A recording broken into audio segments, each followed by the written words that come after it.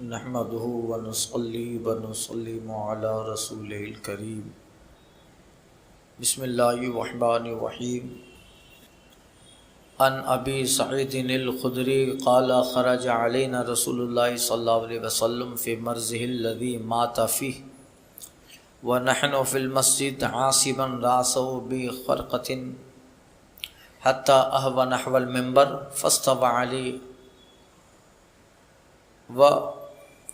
وأتبعناه قال والذي نفسي بيدي إني لأنظر إلى الحوض من مقام هذا ثم قال إن عبدا عرضت عليه الدنيا وزينتها فاختار الآخرة قال فلم يفتن لها أحد غير أبي بكر فذرفت عيناه فبكى ثم قال بل نفديك بآبائنا وأمهاتنا وأنفسنا وأموالنا يا رسول الله قال ثم هبط فما قام عليه حتى الساعة رواه الدارمي۔ حضرت ابو سعید خدری رضی اللہ تعالیٰ عنہ روایت کرتے ہیں، فرمایا کہ آقا علیہ الصلاۃ والتسلیم ہمارے پاس سے نکلے گزرے اپنے اس مرض میں جس میں آپ نے وفات پائی، یعنی اس وقت کی بات ہے کہ آقا علیہ الصلاۃ والتسلیم بیمار ہیں، اور اسی دوران آقا مسجد نبی شریف میں تشریف لے آئے اور صحابہ مسجد نبی میں الگ الگ جگہ جماعت بنا کر بیٹھے تھے، کوئی ایک کونے میں کوئی دوسرے کونے میں، اور اسی دوران آقا علیہ الصلاۃ والتسلیم گزرے۔ ابو سعید خدری کہتے ہیں اور ہم لوگ مسجد میں بیٹھے تھے، عاصباً راس و بخرق، حضور کے سر پر بیماری کی وجہ سے پٹی بندھی تھی، کپڑے کی پٹی بندھی ہوئی تھی بخار کی وجہ سے، یہاں تک کہ سرکار صلی اللہ علیہ وسلم ممبر پہ تشریف لے آئے، آپ کھڑے ہوئے اور آقا کے پیچھے ہم بھی ہو گئے، یعنی جب آقا ممبر پہ آئے تو صحابہ جو متفرق بیٹھے ہوئے تھے وہ بھی سب جمع ہو کے حضور کے بالکل محاذات میں آ گئے، آقا کے بالکل سامنے آ گئے، اور آقا نے فرمایا والذی نفسی بیدی، قسم اس ذات کی جس کے قبضے میں میری جان ہے، میں اپنے اس جگہ سے آخرت کے حوض کو دیکھ رہا ہوں، میں اپنے اس مقام سے حوض کو دیکھ رہا ہوں، یعنی جہاں اللہ تبارک و تعالیٰ نے حضور کو حوض کوثر عطا فرمایا ہے، اور مسجد نبوی کا جو منبر ہے مفسرین شارحین فرماتے ہیں کہ بالکل اس کے مقابلے میں اللہ نے حوض رکھا ہے، اس کے مقابلے میں حوض رکھا ہے۔ حضور فرماتے ہیں میں من مقامی ھذا، اپنی اس جگہ سے حوض کو دیکھ رہا ہوں جو آقا علیہ الصلاۃ والتسلیم کو اللہ نے عطا فرمایا، حوض کوثر۔ یہ زمین پر بیٹھ کر آخرت اور آسمان کی خبر سرکار دے رہے ہیں۔ اعلیٰ حضرت کہتے ہیں سر عرش پر ہے تیری گزر، دل فرش پر ہے تیری نظر، سر عرش پر ہے تیری گزر یا رسول اللہ، دل فرش پر ہے تیری نظر، ملکوت ملک میں کوئی شے وہ نہیں جو تجھ پہ آیا نہیں، سب ظاہر ہے۔ پھر آقا نے فرمایا کہ اللہ تعالیٰ نے ایک بندے کو پر دنیا اور اس کی زینت کو پیش کیا تو اس بندے نے آخرت کو قبول فرمایا، یعنی اس حدیث کا مفہوم گزر چکا کہ اللہ تعالیٰ نے ایک بندے کو اختیار دیا کہ چاہیں تو دنیا لیں اور چاہیں تو آخرت اختیار کرے، اگر چاہتے ہیں تو دنیا میں اور سال بڑھا دیے جائیں اور کافی سالوں تک دنیا میں رہو، بڑھا دیے جائیں۔ اللہ اللہ، یہ سرکار صلی اللہ علیہ وسلم فرما رہے ہیں ایک بندہ ہے اس پہ اللہ تعالیٰ نے دنیا اور اس کی زینت کو پیش کیا، فاختار الآخرہ، تو اس بندے نے آخرت کو قبول کیا، فلم یفتن لہ احد غیر ابی بکر، حضور کے اس کلام کا منشا اور مقصد ابو بکر کے سوا کوئی سمجھ نہ پایا۔ سب تو کہہ رہے تھے کہ ابدن، کسی بندے کے تعلق سے حضور فرما رہے ہیں، مگر ابو بکر کے سوا کوئی نہیں سمجھا۔ کہتے فذرفت عیناہ، ابو بکر کی آنکھیں اشک بار ہو گئیں، فبکا، پھر وہ رونے لگے، پھر کہتے ہیں بل نفدیکا بآبائنا و امہاتنا و انفسنا و اموالنا، یا رسول اللہ ہمارے ماں باپ، ہماری جانیں، ہمارے مال آپ پہ قربان، ہمارے ماں باپ، ہمارے جانیں، ہمارے مال آپ پہ قربان یا رسول اللہ۔ تو اسی حدیث کا مفہوم گزر چکا۔ لوگ صحابی کہہ رہے تھے کہ لو حضور تو ایک بندے کے تعلق سے فرما رہے ہیں، ابو بکر رونے لگے۔ ایک بندے کے تعلق سے ابو بکر سمجھ گئے کہ جس کو سرکار عبدن بندہ کہہ رہے ہیں وہ بندہ حضور ہی ہیں۔ اللہ نے اختیار دیا دنیا اور آخرت میں، تو آقا نے آخرت کو اختیار کیا، یعنی ابو بکر سمجھ گئے کہ اب آقا زیادہ دیر ہم میں نہ رہیں گے، اس لیے رونے لگے اور کہتے ہیں بل نفدینا بآبائنا و امہاتنا، حضور ہمارے ماں باپ، ہماری جانیں، ہمارے مال آپ پہ قربان۔ کہتے ہیں ثم ہبتا، پھر آقا ممبر سے نیچے تشریف لائے، فما قام علیہ حتی الساعہ، پھر آخری گھڑی تک آقا ممبر پہ نہیں آئے، آخر تک نہیں آئے، یعنی وہ آخری وقت تھا کہ آخر میں آقا علیہ الصلوۃ والتسلیم مسجد نبی کے ممبر پہ تشریف لے آئے، اور یہ کہہ کر آقا جب اترے ہیں فما قام علیہ حتی الساعہ، پھر اس گھڑی تک آپ جو ہے ممبر پہ تشریف نہ لائے، یعنی پھر کچھ ہی دن میں آقا علیہ الصلوۃ والتسلیم اس ظاہری دنیا سے وصال فرما گئے، پردہ فرما گئے۔ تو یہ ابو بکر صدیق رضی اللہ تعالیٰ عنہ اس کو سمجھ گئے، اس لیے وہ رونے لگے۔ دیکھیے آقا علیہ الصلوۃ والتسلیم کو اللہ تعالیٰ نے اختیار دیا۔ ایک روایت میں ایسا ہے کہ غلام سرکار صلی اللہ علیہ وسلم کے یا کوئی صحابی تھے، انہوں نے عرض کیا کہ یا رسول اللہ آپ ابھی کچھ سال ہمارے درمیان رہیں تاکہ ہم آپ سے فائدہ حاصل کریں، آپ کچھ سال ہمارے اندر رہیں۔ جب یہ بات کھل گئی اور یہ میٹر سب میں ظاہر ہو گیا کہ عبدن بندے سے مراد حضور ہیں کہ اب آخرت کی طرف سرکار کا سفر ہے، تو غلام نے عرض کیا حضور آپ ہمارے درمیان اور رہیں تاکہ ہم آپ سے اور فائدہ حاصل کریں۔ سرکار صلی اللہ علیہ وسلم نے مشورے کے طور پہ جبریل کو دیکھا تو حضرت جبریل نے اشارہ کیا، اشارہ کیا، یعنی سرکار مشورے کے طور پہ کہ کیا رہیں یا آخرت اختیار کریں۔ تو جب اس غلام و صحابی نے پوچھا تو سرکار حضرت جبریل کی طرف دیکھتے ہیں بطور مشورہ نظر کی اور کہتے ہیں کہ کیا کیا جائے، تو حضرت جبریل نے اشارہ کیا حضور اب آپ کا جانا اور رب تبارک و تعالیٰ نے آپ کو بلانا ہے، اس لیے حضور وہاں کی زندگی کو اختیار کریں۔ یہاں تو آپ نے صحابہ کو ایسا ٹرین کیا ہے، آپ کے بعد آپ کے ابو بکر، عمر، عثمان و علی بہت اچھی طریقے سے آپ کی نیابت ادا کریں گے، حق ادا کریں گے۔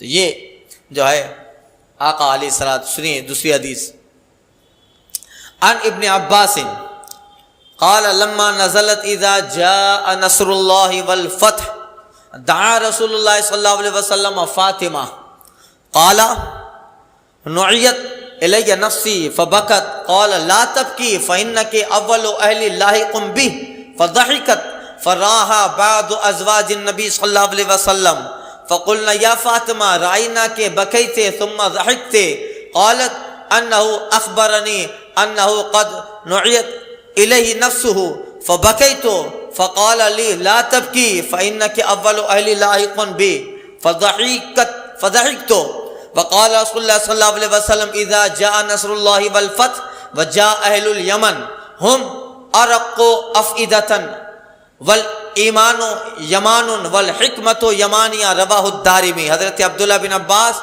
رضی اللہ تعالی عنہ روایت کرتے ہیں کہ جب آیت کریمہ اذا جاء نصر اللہ والفتح نازل ہوئی اور جب اللہ کی مدد اور اس کی فتح آ چکی، یہ جب آیت کریمہ اتری 30ویں پارے کی یہ آیت پاک ہے،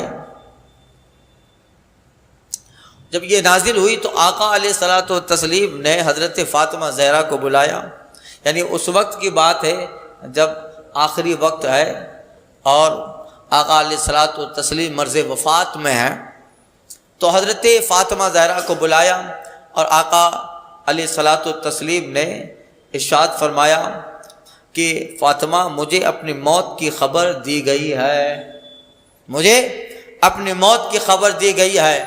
فبکت، تو حضرت فاطمہ زہرا رونے لگی کہ اب آقا ہمارے درمیان نہ رہیں گے۔ جب وہ روئی آقا فرماتے لا تبکی، اے فاطمہ رو نہ، میرے خاندان میں میرے بعد جو سب سے پہلے مجھ سے ملے گا وہ تو ہے۔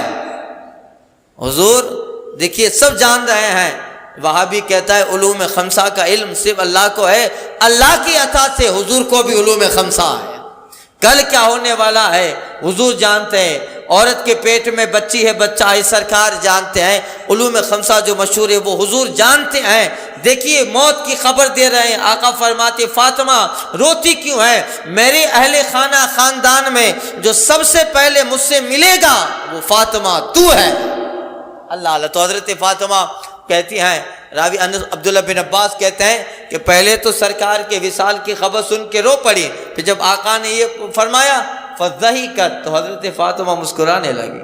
کہاں زیادہ ابا جان سرکار دو عالم سے زیادہ جدائی نہ ہوگی کہ اہل خاندان میں میں ہی سب سے پہلے آقا سے ملوں گی، تو پھر ہنسنے لگی، مسکراہٹ آئی۔ فراہا بعض ازواج، تو کچھ ازواج مطہرات میں سے جیسے حضرت عائشہ رضی اللہ عنہا ام المومنین اور دوسری ازواج مطہرات تھیں، جب انہوں نے دیکھا تو انہوں نے پوچھا، تو جب اس وقت پوچھا تھا تو حضرت فاطمہ زہرا نے نہ بتایا، یہاں تک کہ ایک روایت میں ہے کہ پھر سرکار صلی اللہ علیہ وسلم ظاہری دنیا سے پردہ فرما گئے، اور کچھ دن کے بعد ام المومنین حضرت عائشہ نے پوچھا بیٹا فاطمہ بتاؤ، جب مصطفیٰ جان رحمت نے تمہیں کچھ کان میں کہا تو تم رو پڑی، اور دوبارہ جب کچھ کان میں کہا تو مسکرائی، وہ بات کیا تھی؟ جب بعد میں پوچھا تو حضرت فاطمہ کہتی ہے، دوسری ازواج مطہرات میں سے بعض نے دیکھا تو کہا اے فاطمہ ہم نے تمہیں دیکھا تو روئی، ثم ضحکتے، پھر مسکرائی۔ قالت کہتی ہیں انہ اخبرنی، مجھے آقا علیہ الصلوۃ والتسلیم نے خبر دی کہ آپ کو جو ہے موت کی خبر دی گئی ہے، تو میں رونے لگی۔ پھر آقا نے فرمایا فاطمہ رو مت، تو میرے خاندان میں وہ پہلی ہے جو مجھ سے ملنے والی ہیں۔ فضحکت، تو میں مسکرانے لگی، میں مسکرانے لگی۔ وقال رسول اللہ صلی اللہ علیہ وسلم، آقا نے فرمایا اذا جاء نصر اللہ والفتح، اور جب اللہ کی مدد اور اس کی فتح آ جائے، آقا نے فرمایا یمن والے آئے، وہم ارق افئدہ، اور وہ بہت نرم دل ہیں، وہ بہت نرم دل ہیں۔ یمن والوں کی تعریف سرکار فرما رہے ہیں، اہل یمن۔ آقا فرماتے ہیں اس سے مراد یہی ہے، شارحین فرماتے ہیں کہ یمن والے ایمان لے آئے، آیت کریمہ اتری، اللہ کی مدد اور اس کی فتح آ گئی، تو یہاں عموم بھی ہے، اور بعض مفسرین نے اہل یمن کا اس آیت کریمہ پہ کے تعلق سے ذکر فرمایا ہے، تو کہتے ہیں آقا جا اہل الیمن، یمن والے آ گئے اور وہ بالکل نرم دل ہیں، اور ایمان تو یمنی ہے، حکمت تو یمنی ہے، ایمان یمن میں ہے، حکمت یمن میں ہے، یعنی سرکار اہل یمن کی تعریف فرما رہے ہیں، یمن والوں کی تعریف آقا کہتے ہیں ایمان یمن والے وہ نرم دل ہیں، اور سنو ایمان یمنی ہے، حکمت یمنی ہے۔ تو یہ یمن والوں، تو یہ یمن حجاز سے چونکہ دائیں جانب ہے، اس وجہ سے اس کو یمن کہا جاتا ہے۔ ملک حجاز عرب سے دائیں جانب پڑتا ہے، اور عربی میں الیمن اور یمن عربی میں دائیں سائڈ کو کہتے ہیں، تو چونکہ حجاز و عرب سے مدینہ سے دائیں جانب یمن ہے تو اس کا نام اس مناسبت سے یمن ہے۔ آقا فرماتے یمن والے آئے وہ نرم دل ہیں، ایمان تو یمنی ہے، اور فرماتے حکمت تو وہ یمنی ہے۔ یہ سرکار صلی اللہ علیہ وسلم نے یمن والوں کی تعریف فرمائی، اور قیامت کا ذکر جب ہوا باب الساعہ، اس میں بھی یمن کا ذکر آیا کہ یمن والے اس وقت بھی ان میں سے بہت سارے ثابت قدم رہیں گے، اور باب الساعہ قیامت کے ذکر میں کافی اہل یمن کا ذکر ہوا، اور سرکار صلی اللہ علیہ وسلم نے یہاں اہل یمن کی فضیلت بتائی کہ وہ دل کے اعتبار سے بہت نرم ہے، اور پھر یمن فتح ہوا، یمن کے لوگ ایمان لے آئے، اور وہاں سرکار صلی اللہ علیہ وسلم نے اپنے صحابہ کو سرکار بھیجتے رہے۔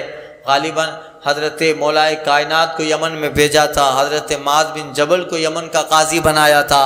وہاں یہ اہل جو ہے سرکار صلی اللہ علیہ وسلم کے صحابہ جاتے رہے، اور بہت لوگ، کافی ہزاروں لوگ نہیں لاکھوں لوگ اہل یمن میں سے ایمان لے آئے، اور سرکار نے یمن کی تعریف فرمائی۔ اور ایک حدیث پاک میں آیا ہے کہ سرکار صلی اللہ علیہ وسلم قرب قیامت فتنوں کا ذکر فرما رہے تھے، فتنے اٹھیں گے، تو آقا نے ملکوں کے لیے دعا فرمائی، ممالک کے لیے دعا فرمائی، اللہم بارک لنا فی یمننا و شامنا، اے اللہ ہمارے یمن میں برکتیں عطا فرما، ہمارے شام میں برکتیں عطا فرما۔ تو کچھ صحابہ تھے جو نجد کے تھے، مگر وہ صحابی تھے، وہ صحابی تھے مگر رہنے والے نجد کے تھے۔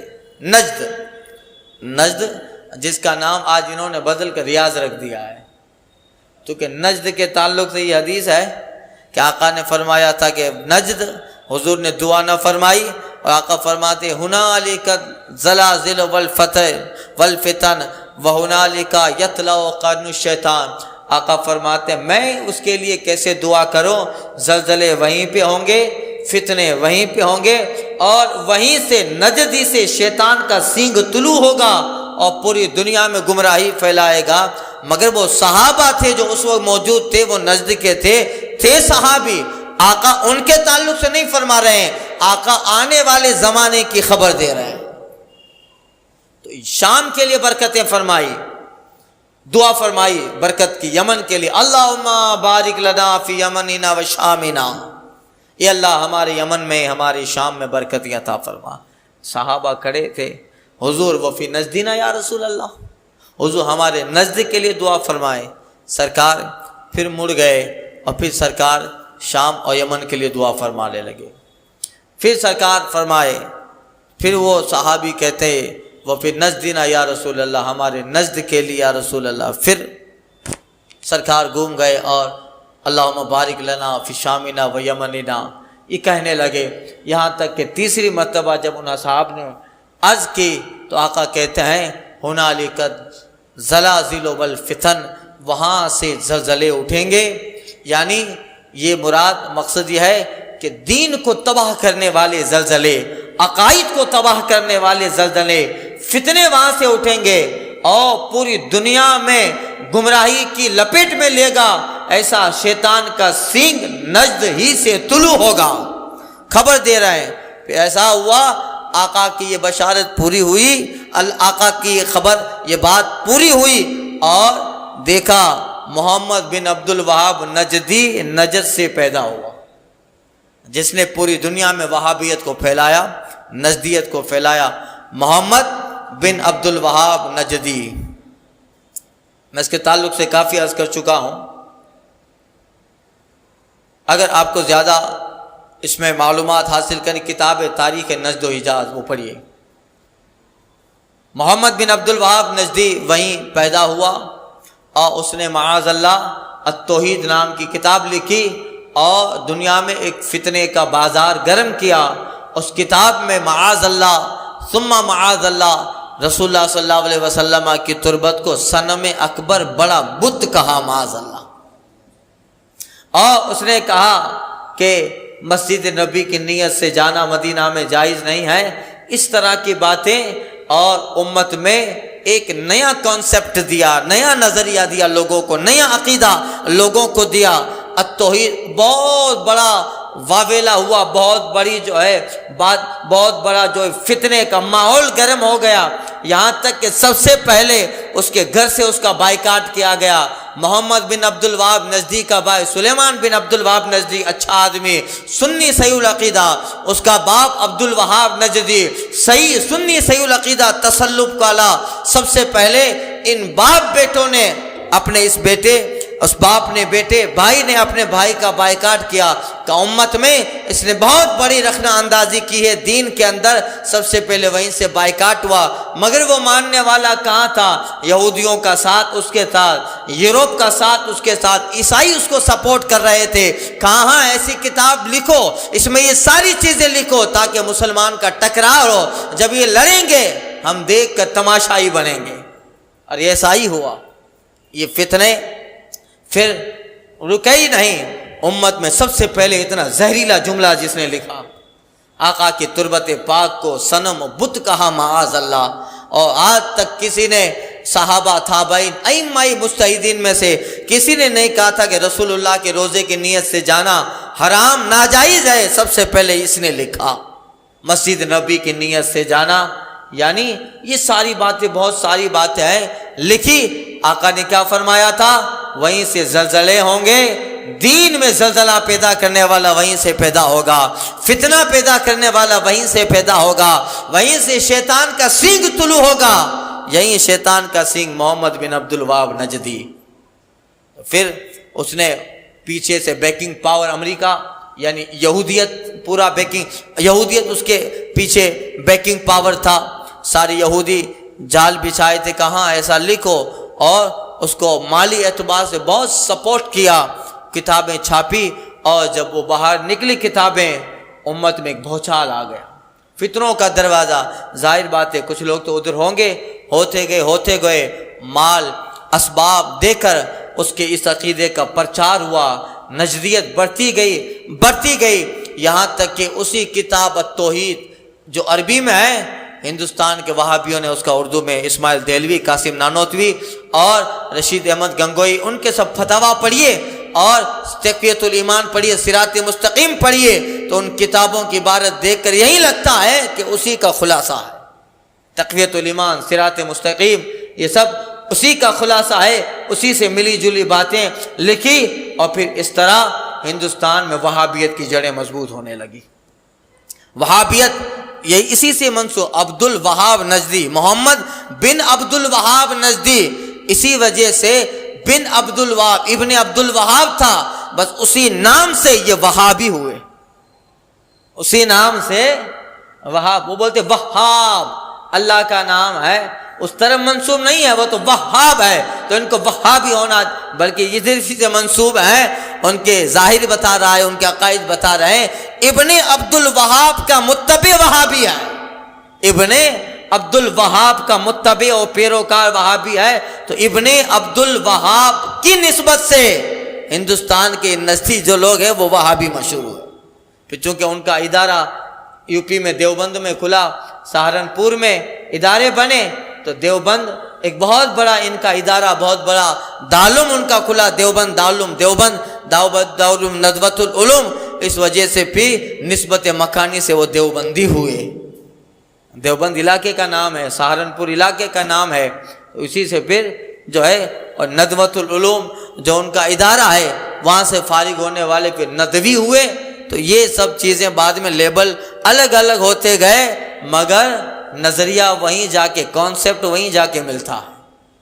آقا نے پہلے ہی نشاندہی فرما دی تھی کہ ایسا ہوگا، اور پھر ایسا ہوا کہ آج تک وہابیت کا سیلاب رک نہ پایا، بڑھنے پر ہی ہے۔ اللہ جس پہ کرم کرتا ہے اسے اس بلا سے محفوظ رکھتا ہے۔ لوگ کہتے ہیں کیا کرتے ہیں؟ ارے کیا نہیں کرتے ہیں وہ بولو، تم نے دیکھا ہی کہاں ہے؟ کبھی اندر جا کے دیکھو، یہ تو یہاں بازار سے گھومتا ہے، جبہ کرتا پہن کے گھومتا ہے، تب تو ظاہر میں دیکھتے ہیں، اندر جا کے دیکھو، ان کے ادارے میں کیا ہو رہا ہے وہ جا کے دیکھو، ان کی کتابوں میں کیا لکھا ہے، وہ کیا کیا سازش اندر کرتے رہتے ہیں وہ دیکھو۔ ہم تو ظاہر دیکھتے ہیں، دکان پہ آتا ہے، اچھا لباس پہنا ہے، ٹوپی پہنی ہے، کیا کرتا ہے، کیا نہیں کرتا ہے وہ بول، تو اندر جایا نہیں ہے، اندر گیا نہیں ہے، اندر جا کے دیکھے گا تب پتہ چلے گا کہ اس سے دور رہنا ہی آخرت کی بھلائی ہے، دنیا کی بھلائی ہے۔ اس لیے جہاں یہ جاتے ہیں وہاں برباد کر ڈالا۔ تو یہ اس لیے ہمارے علماء انہیں مسجدوں میں نہیں آنے دیتے، یہاں آئیں گے ہمارے جوانوں کو برباد کریں گے۔ اور جہاں گئے ہیں، احمد آباد کا حال دیکھو، سورت کا حال دیکھو، ہم تو پورا جب گھومتے رہتے ہیں، جو آج سے کچھ سالوں پہلے سنیوں کی مسجدیں تھیں جہاں کھڑے ہو کے صلاۃ و سلام ہوتا تھا، ہر 11ویں شریف کو ختم قادریہ ہوتا تھا، ہر چھٹی شریف کو ختم خواجہ رکھا جاتا تھا، اور عید میلاد النبی کے موقع پر صبح بال مبارک کی زیارت ہوتی تھی، دیوانے نعت پڑھتے تھے۔ آج جا کے دیکھو سب بند ہیں، اور باہر بورڈ لگا ہوا ہے کہ یہاں کھڑے ہو کے صلاۃ و سلام نہیں پڑھنا، یہاں منہ مبارک کی زیارت نہیں، سب پہ پابندیاں ہیں، بس آؤ نماز پڑھو چلے جاؤ، سب پہ پابندیاں ہیں۔ ہم نے دیکھا کہاں ہے؟ دیکھا کہاں ہے؟ ہم نے نہیں دیکھا ہے۔ ہم تو کام میں رہتے ہیں، تجارت کیا اور رات کو گھر پہ آ کے سو گئے، کبھی ان کی کتاب پڑھنے کی فرصت نہ ملی، موقع کبھی ڈپلی ان کو دیکھا نہیں، کتابوں میں پڑھا نہیں ہے، بس روڈ پہ دیکھتے ہیں، سڑک پہ دیکھتے ہیں، لاری لگا کے کھڑا رہتا ہے سارا دن وہیں پہ۔ ان کے باپ کیسے ہیں، ان کے جو ہیں سرگنا کیسے، یہ انہی کا فالوور، انہی کا متبع ہے، یہ اس طرف نظر نہیں جاتی ہے۔ اور پھر ہم خوش فہمی میں رہتے ہیں، اوور کانفیڈنس میں رہتے ہیں، ہمیں کچھ نہیں ہوگا۔ اسی اوور کانفیڈنس نے اتنا ماحول خراب کیا کہ آپ آج دیکھو جس کے تعلق سے کہا جاتا ہے کہ بہت پکا سنی ہے، کبھی کبھی وہ وہابی کے ساتھ چائے پی رہا ہوتا ہے، چائے پی رہا ہوتا ہے کہ نہیں ہے؟ اس لیے ان کو اپنی مسجدوں میں نہ آنے دو۔ اگر آپ کو پتہ چلے یہ صرف عالم کی ذمہ داری نہیں ہے، ہر مقتدی کی ذمہ داری ہے، اللہ اس کا بھی قیامت کے دن سوال کرے گا۔ تجھے معلوم تھا کہ وہاں بھی مسجد سے نکالا کیوں نہیں؟ تمہارے نہ نکالنے کی وجہ سے وہ بار بار آتا رہا، بار بار آنے کی وجہ سے اپنے عقیدے لوگوں میں پھیلائے، نتیجتاً اس مسجد میں آنے والے سنی کا عقیدہ بگاڑ دیا۔ سب کا وبال صرف امام پہ نہیں، مقتدیوں پہ بھی آئے گا، مقتدیوں پہ بھی آئے گا۔ تو سب کی ذمہ داری ہے کہ نہیں ہے؟ سب کی ذمہ داری ہے کہ نہیں؟ ہم کہتے ہیں اب کرو کرے تو نماز پہ نل ہونے دو، یہی اوور کانفیڈنس ہے، یہی اوور کانفیڈنس ہے۔ سرکار کو سب سے زیادہ معلوم تھا، مگر مسجد نبی سے سرکار نے سب کو نکالا تھا۔ بڑے بڑے سیٹ تھے، مالدار تھے، آگےوان تھے، بڑے لوگ تھے، 300 کے زیادہ قریب بیٹھے ہوئے تھے مسجد نبی میں۔ آقا فرماتے نکل جاؤ، نہیں نکلے، نام لے کے نکل، اے فلاں بن فلاں کھڑا ہو جا، چل آج کے بعد میری مسجد میں نہیں آنا، اے فلاں بن فلاں کھڑا ہو جا، آج کے بعد میری مسجد میں۔ 300 کا نام لیا، ارے ان کی عورتیں پیچھے تھی، ان عورتوں کا بھی نام لے کے سرکار نے کہا تم بھی مت آنا، جاؤ تمہارے لیے مسجد کے دروازے بند ہیں۔ اسی حدیث سے ہر بدعقیدہ کے لیے سنی کی مسجد کا دروازہ بند ہے، سنی کی مسجد کا دروازہ اسی حدیث سے بند ہے۔ اب اگر آپ کو معلوم ہے کہ وہاں بھی آ رہا ہے اور آپ اسے نہیں روکتے ہیں تو اس حدیث کی زد میں آپ آئیں گے، اور یہاں کچھ نہ ہو، آخرت میں حساب اللہ لے گا، آخرت میں حساب۔ تجھے معلوم تھا کہ پلپلا ہے، یہاں بھی آتا ہے اور وہابی کی مسجد میں بھی نماز پڑھنے جاتا ہے، وہابی کی مسجد میں بھی نماز پڑھنے جاتا ہے، کیوں نہیں نکالا؟ تجھے معلوم تھا۔ تو یہ تبلیغ کی ذمہ داری صرف امام و علماء پہ نہیں ہے، ہر اس آدمی پر ہے جس کے پاس اس کا علم ہے، یہ ہے کہ نہیں ہے؟ ورنہ پھر سڑان پیدا ہوتا ہے۔ اور آج سے 10 سال پہلے جو سنیوں کی مسجدیں تھی، آج وہاں دیکھو وہابیوں کے بستر لگے ہیں، نزدیوں کے بستر لگے ہیں۔ اس پہ سختی کیجیے، اور اسی پہ تسلب ہے، اور آنے والی نسلیں سدھر سکتی ہیں۔ ورنہ یاد رکھیے تھوڑی سی ڈھیل دی تو یہ ماحول ہے، اب ڈھیل دیں گے تو نہ جانے کیا ہوگا، کیا ہوگا۔ اس لیے یہ بات یقین کر لیجئے کہ وہ بد عقیدہ ہے، دنیا 50 سال میں کل ختم ہو جانے والی ہے، آخرت میں رب کو حساب دینا۔ ہم سمجھتے ہیں نماز پڑھ لی چلے گئے، نہیں، اسلام کا رکن صرف نماز نہیں ہے، دین پہ تسلب ہے، دین پہ تسلب ہے، اور دینداری پہ تسلب ہے، عقائد پہ تسلب ہے، یہی سارے اسلام کے ارکان ہیں۔ اگر صرف نماز پڑھ کے چلے جانا یہ مقصد ہوتا، آقا عمر سے کہہ دیتے، ابو بکر سے کہتے، ابو بکر چھوڑ دو، آئیں گے نماز پڑھ کے چلے جائیں گے، ہمیں کیا غرض ہے؟ نہیں، نام لے کے نکالا، آج آئیں گے کل یہاں ماحول خراب کریں گے۔ جا کر انہوں نے اپنی مسجد زرار الگ بنائی تھی، مسجد زرار الگ بنائی، سب لوگوں نے کام کو تو نکالا ہے، الگ سے اپنی مسجد بنائی، اور حضور کو دعوت دی تھی، حضور آئیے، تاکہ حضور آئیں اور حضور وہاں ایک وقت کی نماز پڑھا دے تو دلیل مل جائے کہ تمہارے نبی آئے ہیں، پھر ابو بکر سے کیسا کہ ابو بکر تم نہیں آتے، تمہارے نبی ادگھاٹن میں آئے تھے، عمر تمہارے نبی ادگھاٹن میں آئے تھے، مسجد زرار بنا لی اور آقا کو دعوت دینے آئے تھے، فوراً قرآن پاک کی آیت کریمہ نازل ہوئی، ولا تقم فیہ ابدا، محبوب ایک قدم بھی مت رکھنا، ولا تقم فیہ ابدا، محبوب ہرگز نہ جانا۔ پھر اللہ کے رسول کو اللہ تعالیٰ نے پاور دیا، سرکار نے اس مسجد کو گرا ڈالا۔ یہاں بیٹھ کر فتنہ کریں گے، یہاں بیٹھ کے غلط عقیدے کا پرچار کریں گے، یہاں بیٹھ کر صحابہ کے خلاف سازشیں کریں گے، یہاں بیٹھ کے ادھر ادھر لوگوں کے دماغ کو مسمائٹ کریں گے، مرکزی توڑ ڈالو۔ سرکار پہ آیت کریمہ نازل ہوئی، حضور نے ان لوگوں کی مسجدوں کو توڑوا ڈالا، مسجد زرار۔ اس لیے اس پہ آپ یقین کیجئے، اگر اپنا عقیدہ ایمان محفوظ کرنا چاہتے ہیں تو وہابیوں سے رشتہ داری، وہابیوں سے لین دین، اور وہابی، شیعہ، رافضی، خارجی یہ سب اسی زمرے میں آتے ہیں، اور جو ہے اسی زمرے میں سب آتے ہیں، ان سے کسی بھی اللہ اس کے رسول پہ ایمان رکھنے والے کا تعلق نہیں ہونا چاہیے، نہیں ہونا چاہیے۔ میں نہیں کہتا، یہ قرآن کہہ رہا ہے، یہ رسول اللہ کی حدیث کہہ رہی ہے۔ ہم سے زیادہ وہ صحابہ ہوشیار اور عقل والے تھے، انہیں پتا تھا کیا کرنا ہے اور کیا بتانا ہے لوگوں کو، وہ بتا کے چلے گئے۔ لہذا دین پہ تسلط ضروری ہے، عقائد پہ تسلط ضروری ہے۔ حضور تاج الشریعہ نے کہا، نبی سے جو ہو بیگانہ اسے دل سے جدا کر دے، پدر مادر برادر مال و جاں ان پہ فدا کر دے۔ وہ صحابی نکلے تھے تلوار لے کے، یا رسول اللہ میرا باپ منافق ہے، گردن اڑا دیتا ہوں۔ باپ کی گردن اڑا ڈالی تھی کہ تو حضور پہ ایمان نہیں لایا تو پھر باپ کا رشتہ ہی سلامت نہ رہا۔ بیٹے اور باپ کا ایمان ہے تو باپ اور بیٹے کا رشتہ سلامت ہے، جب ایمان نہیں تو باپ نہیں میں بیٹا نہیں ہے۔ ایسے بھی یہ سب مثالیں قائم کی اللہ تعالیٰ نے تاکہ ہم جیسوں کو اسے درس و سبق ملتا رہے۔ اس لیے ہمیشہ اس بات کا یقین کیجئے، 100 روپیہ نہ ملے نہ ملے، دنیا میں کوئی دعوت دے نہ دے، عقیدہ محفوظ ہونا چاہیے۔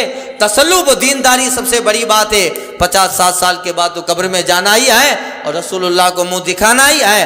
آقا کہیں گے نمازیں درود مجھ پہ پڑھتا تھا، مگر فارغ وقت میں میرے گستاخ یا جنہوں نے میرے تعلق کو میرے اہل بیت و صحابہ کے تعلق سے لکھا ہے، ان لوگوں کے فالوور اور ان کے جو ہے متبعین، اتباع کرنے والوں کے ساتھ بیٹھا بھی کرتا تھا۔ اگر حضور نے پوچھ لیا تو جواب نہیں بن پائے گا، جواب بن نہ پائے گا۔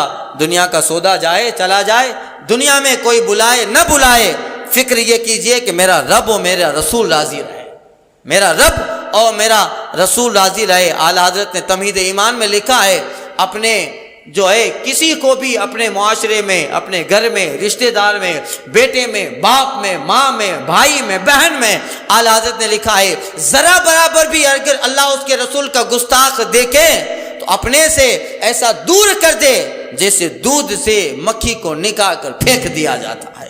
یہ عقیدہ ہے اور اسی پہ ایمان سلامت ہونے والا ہے۔ اللہ تعالیٰ قبول فرمائے، اللہ دین پہ تسلط عطا فرمائے، اللہ دینداری پہ تسلط عطا فرمائے، اللہ تعالیٰ پکا سچا سنی بنا کے